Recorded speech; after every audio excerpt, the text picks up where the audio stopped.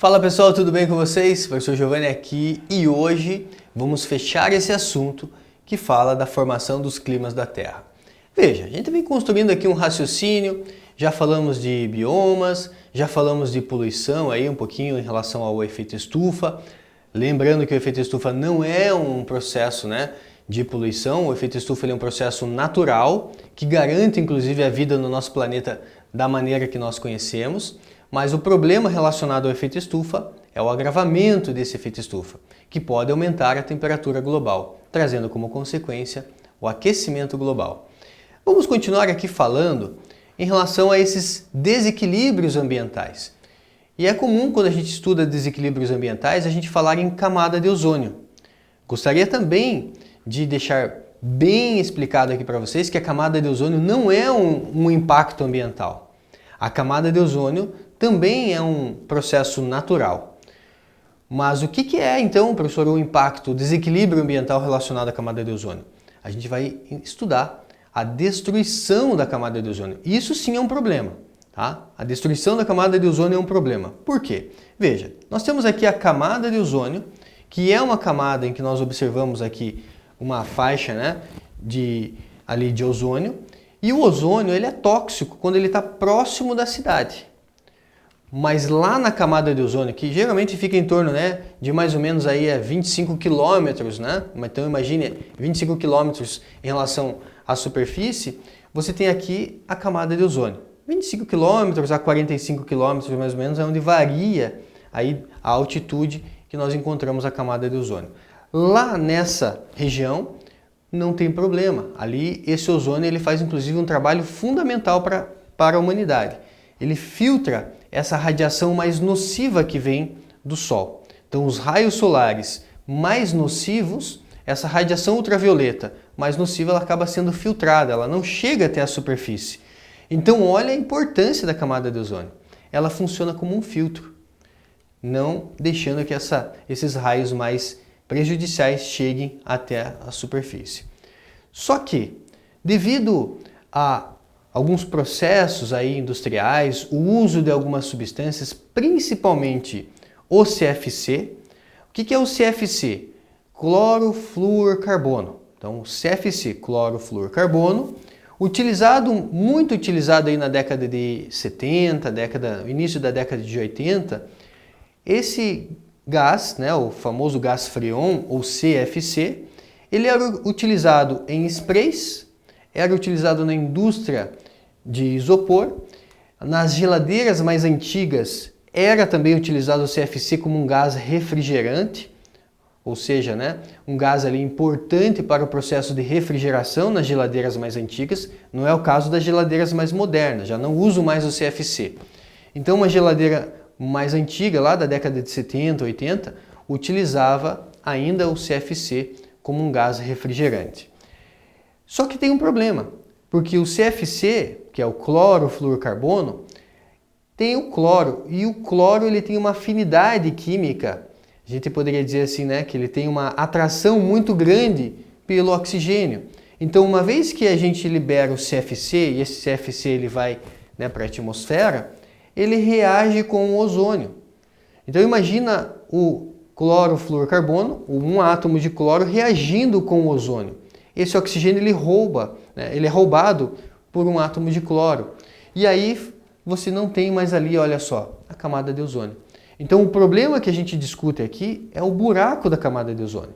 Esse buraco faz com que aquela radiação mais nociva que deveria ser filtrada, não é filtrada. E aí chega até a superfície. Nossa, professor, e o carinha que está lá na praia? O que acontece? A pessoa que está submetida a essa radiação mais nociva, isso pode agravar problemas como casos de câncer, cegueira nos animais, então câncer de pele, cegueira nos animais, relacionados a esse buraco da camada de ozônio. Os cientistas entendendo então que isso foi um problema, o fato da gente utilizar o CFC, em 1987 discutiram o uso do CFC em um protocolo chamado Protocolo de Montreal, que foi feito um acordo entre vários países e decidiram não utilizar mais o CFC como um gás refrigerante. Então não se usa mais o CFC em geladeira, não se usa mais o CFC em sprays, Veja aí na sua casa se você tem alguma latinha de spray, seja spray de tinta ou algum spray, né, de cabelo. Você vai olhar no rótulo, está escrito lá, não contém CFC, não destrói a camada de ozônio ou inofensiva à camada de ozônio, porque foi um acordo que foi determinado aí em 1987. Então passaram a utilizar o HFC. O HFC, menos poluente, não tem o cloro, então acaba não destruindo a camada de ozônio. E aí, professor, esses buracos que ficaram? Esses buracos que ficaram ao longo dos anos, eles tendem a se fechar. Se a gente para de eliminar o problema, que é o CFC, esses buracos na camada de ozônio eles tendem a se fechar. E os cientistas vêm acompanhando, então, desde a década de 90 até os dias atuais, e vêm observando que esse buraco está se fechando. Talvez, né, daqui a alguns anos a gente não fale mais em buraco da camada de ozônio. Beleza? Então, a destruição da camada de ozônio é um problema que pode trazer como consequência a intensificação dos casos de câncer de pele, já que chega essa radiação mais nociva, pode também causar cegueira nos animais. O que a gente pode fazer? Eliminar o problema, não libera mais o CFC. Tudo bem? Então está aí um impacto ambiental chamado de destruição da camada de ozônio. Outro impacto ambiental importante para a gente estudar, que tem a ver aqui com modificação do clima, com alterações, né? Pode trazer como consequência aí alterações dessa paisagem, alteração da qualidade da água, alteração da qualidade do solo. Nós temos aqui a chuva ácida. Também gostaria de destacar para vocês o seguinte: toda chuva é ácida. Toda chuva é ácida. Ah, professor, por que a gente então chama de chuva ácida como um impacto ambiental? Uma chuva ácida que traz como consequência um impacto ambiental é uma chuva que ela tem um pH muito baixo, um pH mais ácido, um pH geralmente abaixo de 5,2. Existe uma escala de pH que vai de 0 a 14. De 0 a 7 é um pH ácido. De 0 a 6,9, digamos assim, é um pH ácido. 7 é um pH neutro. De 7,1 a 14 nós temos um pH básico. Então uma chuva normal ela tem um pH um pouquinho baixo de 7, um pH em torno de 6,2, 6,5. Então ela é uma chuva ácida. Mas uma chuva ácida que traz como consequência um impacto ambiental é uma chuva que tem um pH mais ácido, um pH em torno de 5, abaixo de 5. Então aqui a gente tem o que nós chamamos de poluentes ácidos. Quando o ser humano, através de processos industriais, libera poluentes, como o N2O, aí você tem o SO2, o NO2, eu gostaria que você anotasse assim, NOx, SOx. O que é o NOx? São óxidos de nitrogênio. O que é o SOx? São óxidos de enxofre.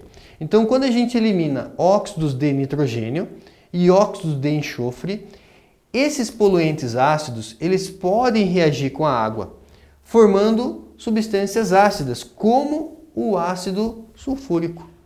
Caramba, professor, e daí vai chover ácido sulfúrico? Sim, por conta desses poluentes ácidos que são eliminados, tem ali nessa chuva uma porcentagem ali, de poluentes ácidos, mistura com a água, formando então a chuva ácida, uma chuva que tem pH menor do que 5.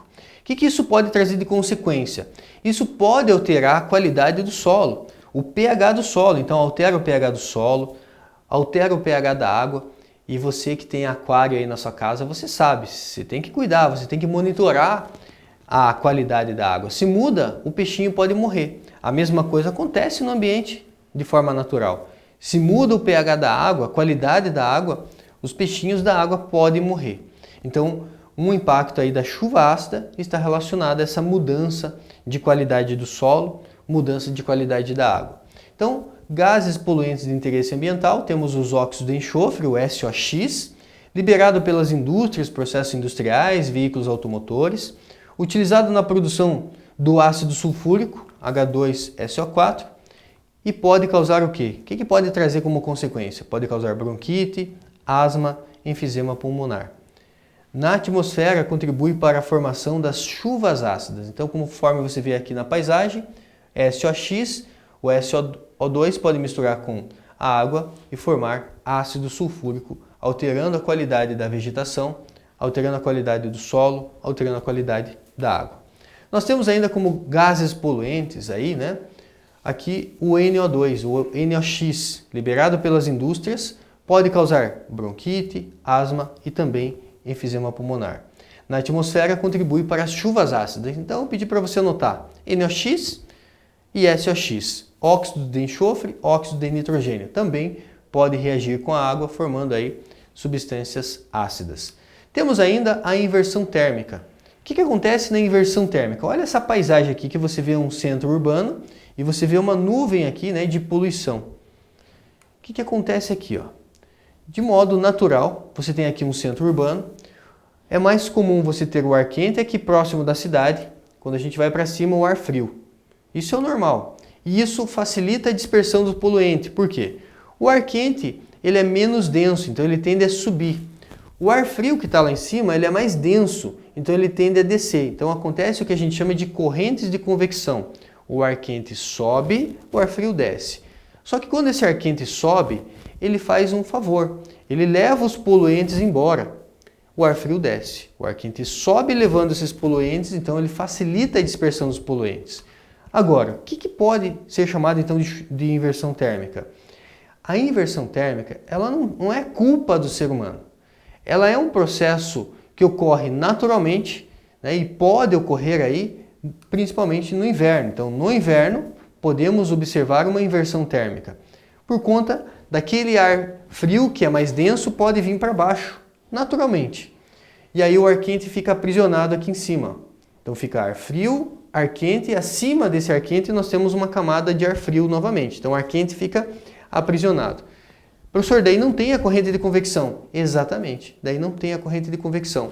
Nesse caso, os poluentes ficam retidos sobre a cidade. E o que esses poluentes retidos sobre a cidade podem trazer de consequência? Podem trazer como consequência problemas respiratórios.